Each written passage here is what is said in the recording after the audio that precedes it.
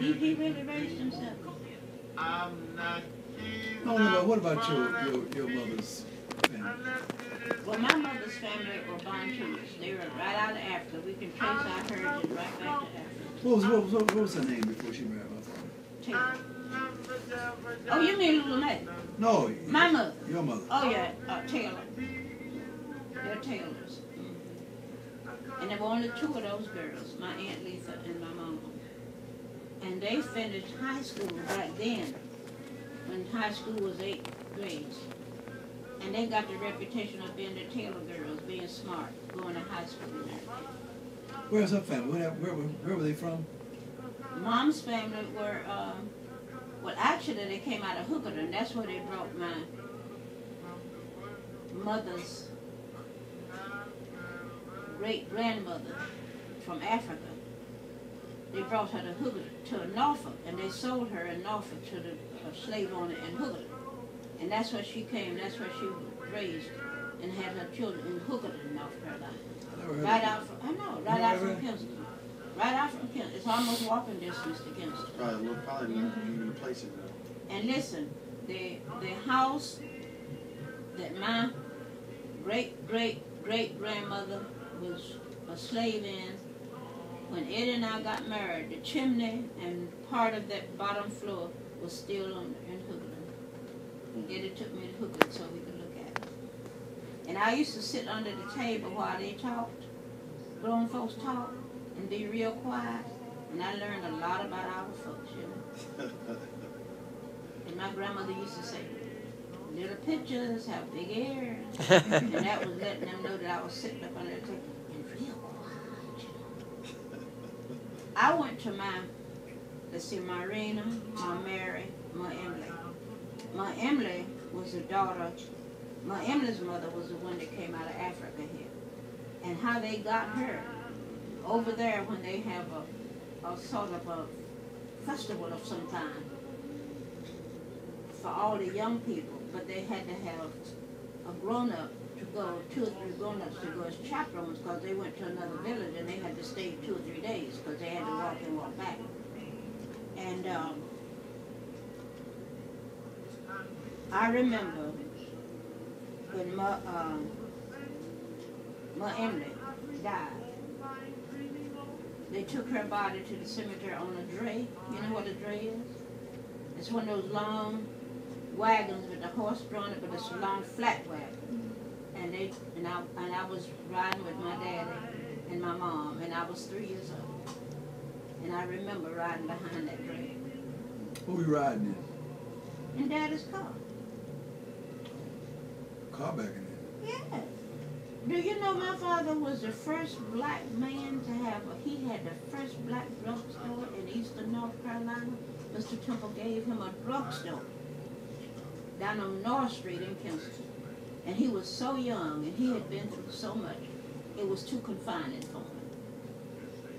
And Daddy went to New York. He tried his best to live in New York. He couldn't stay in New York with his sister and his brother.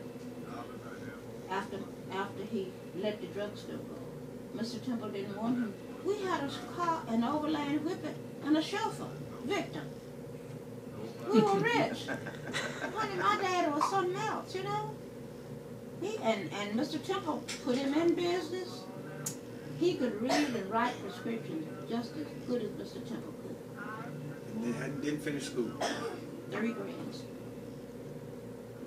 And I used to be sitting on the porch in Horace Island, getting out my lesson to go to school, and I never will forget my father used to walk by and say, you know what, you're the smartest and the cutest thing at Hillside.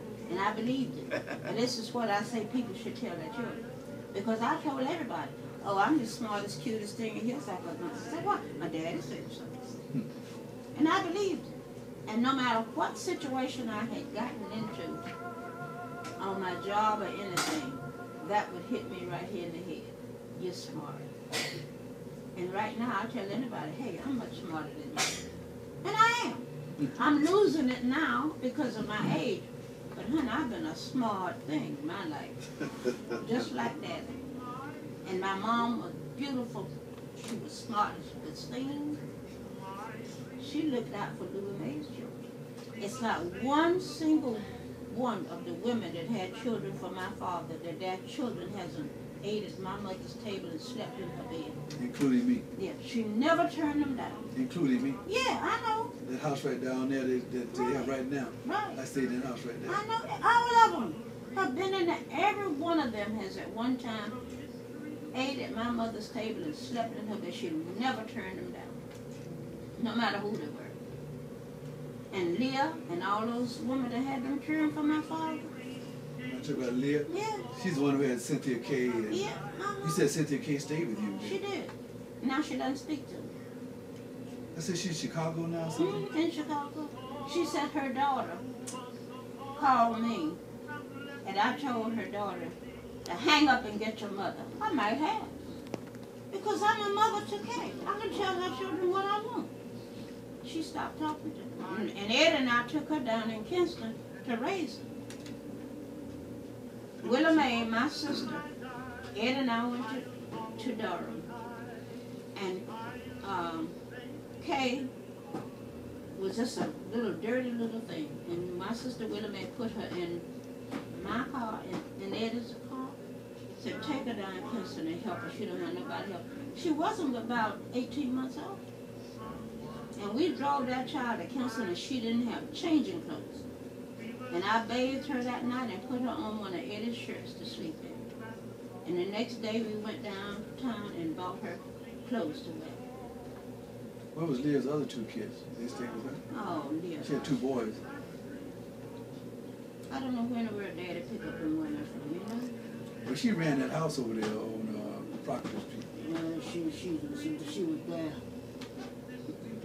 We used to go over there sometimes in the basement and stuff like that. Mm-hmm. That was one of them. None of Daddy's women liked me because I told them what they could do with themselves. But Etoy had two daughters. I gotta call her name now. Etoy was a woman who lived in my father's hotel. Yes. And she had two daughters there. And had her mother and everybody there. But he had some kids by her later on, but her oldest two daughters were not my father's. Right. They stayed there. And I went to college with those girls. The good thing about those girls, both those girls finished college. I went to school with them. One was in my class, and one was older. Well, if you hung around with Daddy, you're going to school. You're going to leave home. You're going to school. How many children did your father have? I don't know. All of the children he had. You mean about all of them put together? Yes. I have no idea. Oh, but it was a lot of them, huh? Because listen, I understand that there was one older than me, before me.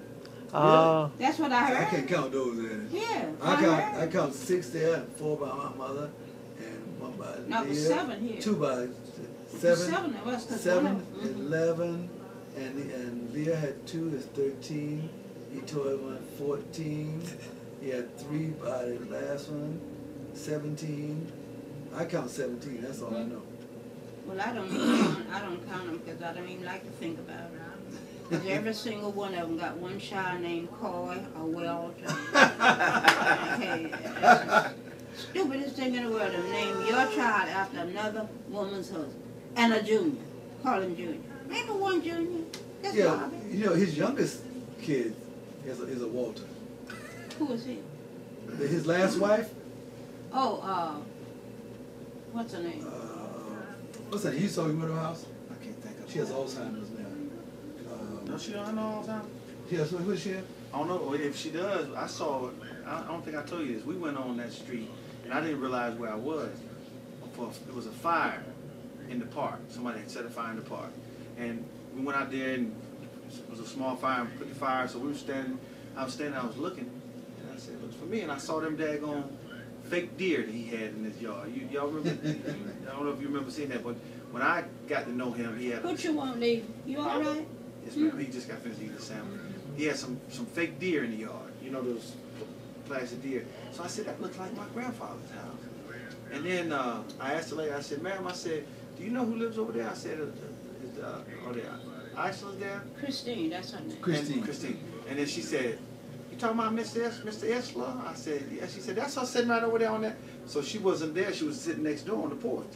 And I went over there. I walked across the street, and She looked a lot. She looked bad. You know, she had a wig on, and I said to her, I said, "How you doing, man?" I said, "How you doing, ma'am?" I said, "Do you know me?" And she said, and you know, I thought she was not gonna know who I was. She said, she looked at me. She said, "I sure do miss your grandfather." She did. She sure said that. Yeah. She said. And so I said, you remember who I am? She said, "Yes, I do." She said, "I can't call your name."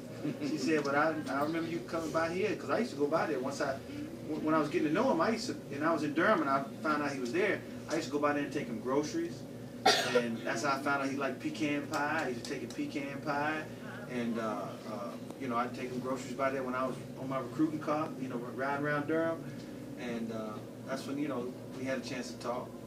That's when he told me, he said, "Let me tell you something, boy." He said, "There ain't no such thing as a dumb Iceland." He said, "You an Iceland?" I don't know if he said Iceland or Isla. I don't know how he pronunciated it.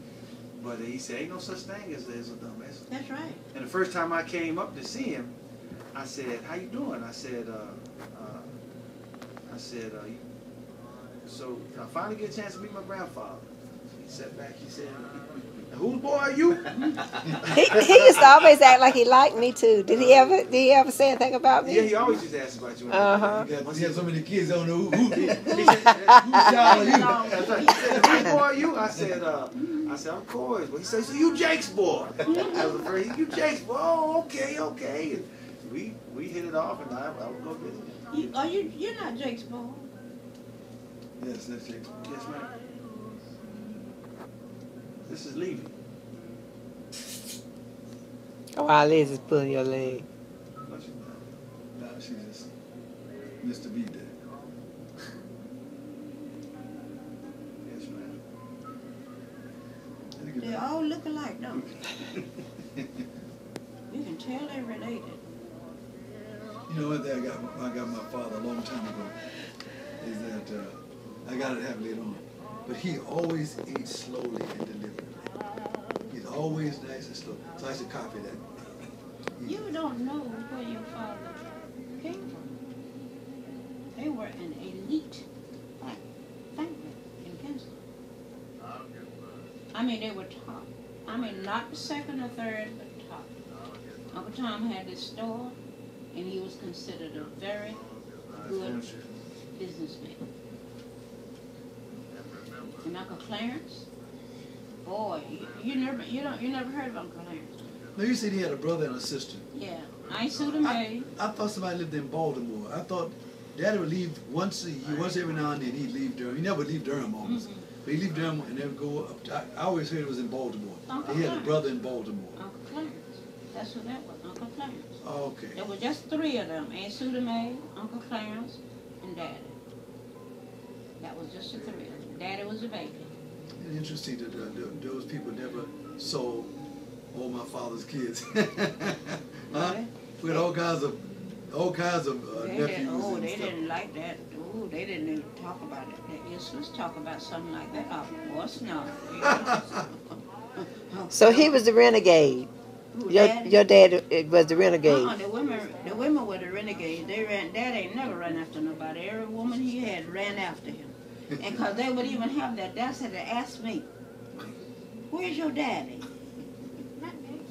And I said, "What do you want to know for?" I was smart, you know, the smartest thing, you know, and I got all their names and everything. And I threatened them one time, you know. They thought I was going to really do it. I wasn't going to do that, you know. I said, "I'm getting all your names, and I'm going to take it up to the courthouse. And I'm going to make sure that these children that you have are not named after my father." Scared them ignorant women to death. But one thing Dad would do though, he followed all these kids. He never denied these kids. If somebody said, "This is your kid," come on in. He had to own them. A glass of milk and a loaf of bread. He didn't give him much. Just a place to sleep. He give him a place to sleep. So he always have breakfast at the hotel. To put a bottle of milk and a loaf of bread. Take the bread. Ask Dad about some eggs and bacon. What? Eggs? Eggs in a restaurant. You know, Daddy I had a story about Daddy.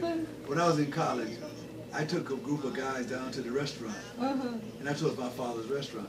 So we sat down and we were ordering stuff, and Daddy came over. Hey, boy, how you doing? He said, listen, I'm gonna tell you right now.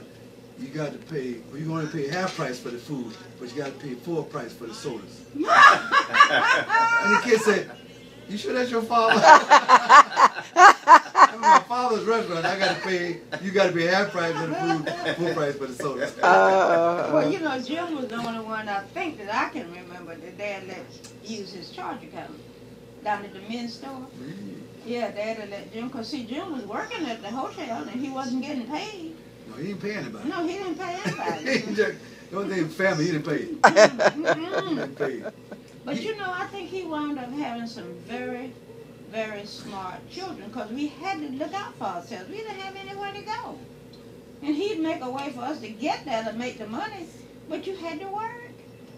Because he brought me down from Kinston after Ed and I came from California when Ed was in the military, in the service. And he was stationed out there in San Bernardino. And we went to Kinston from when Eddie went overseas. I went to Kinston to live with my aunt and work in my uncle's cafe. And Daddy would boss me too. And I was married. Yeah, and I would let him, you know. He wouldn't pay you. No, pay you what? We all worked for him, but he didn't pay anybody. But you know, I'm glad he didn't pay us because we learned to be on our own. And I thank my daddy today because I don't remember Daddy giving me, but what did he ever give me? Yeah, that's it, man. Never gave me a birthday present or a Christmas present in my life. Not once. And the funny thing is, when I came here with this famous job I had, which was really good, I would send Daddy every birthday a birthday card or a gift, or when I went down home to visit my aunt or somebody down there, I would take him something as well as Mom. And he said to me one day, I went to Chris's house. And you know, she's bragging about her house and all this, and Daddy did this, and I'm the only one that got married to him, you know. I said, big deal. So what do you have except what the rest of them got, a house full of children, you know. But anyway, I went there, and I forgot who called me. You were talking about what he gave you. What he gave you? You were talking about gifts. Oh, and he told me, which was the truth, I could not say a word. I never talked back to my daddy but once.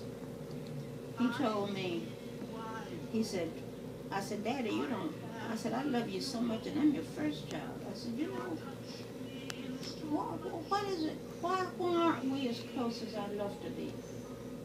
He said, I gave you what you needed. And I knew that you would be the one that would need me. And I could see that when you were little. You would never need me. You would never need your mother. Because once we gave you a start in life, you'd be able to go on your own. And I looked at my dad right there and I said, you're right. Thank you. But he never gave us a lot of love. He never gave anybody. No, he didn't. Nobody got close to him. Well, you see, he couldn't. No. Because he had to do all for himself. Daddy had nobody. So I guess he didn't have love. He didn't learn to He didn't. love anybody. He didn't. And my mother loved the ground he walked on. And he didn't. He loved her in his way. But he never was expressive about it.